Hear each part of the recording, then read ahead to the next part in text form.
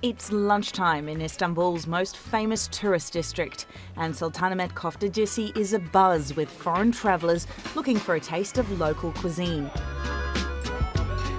Mert Öztekin, who is the fourth generation of his family to run the restaurant, is not complaining. All the restaurants here are happy about it, and we are also happy about it. And for the last 3 years, there was only tourists from a certain parts of the world, like Saudi Arabia, but this year tourists from Europe and Far East is increased also, so we are also happy about it. And Mert says peak season is becoming longer. Normally the summer is the better time for tourism in here, but lately it's becoming an all year around thing, and I think this year they will keep coming in the winter. Mert is one of many in Turkey's tourism sector who are reaping the benefits of a boost in foreign travellers. In fact, Turkey welcomed almost 25 million tourists in the first 7 months of this year.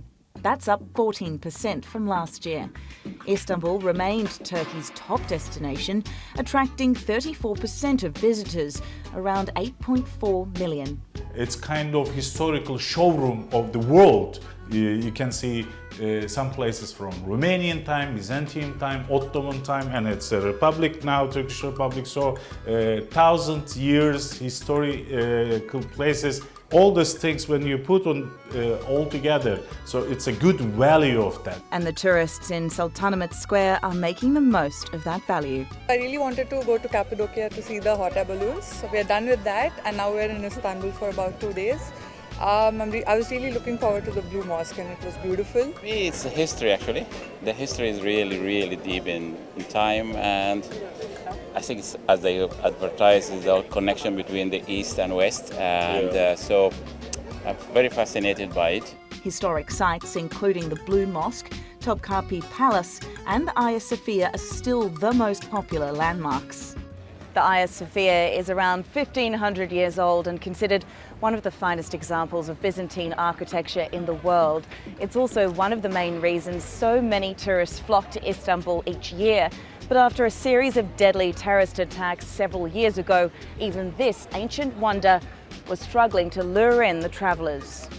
Indeed, the 2016 attacks and an attempted coup that year took a big toll on tourism, slashing revenues by billions of dollars. But we wouldn't have come 3 years ago. If it's on the news, we don't tend to go to those places. No. You read about what's going on and so on, and what you got was that there is no problem. Officials are happy to see the industry, an important part of the country's economy, booming once again. It has been a difficult time for the Turkish tourism. Because of that, the number of tourists, it was reducing. And then we just quickly recovering this 25 million for 7 months. It's a good figure compared to last 3 years. And I think we will end up 50 million for totally with this year. If the crowds around Hagia Sophia are anything to go by, that target seems within reach. Britt Clennett, Straight Talk.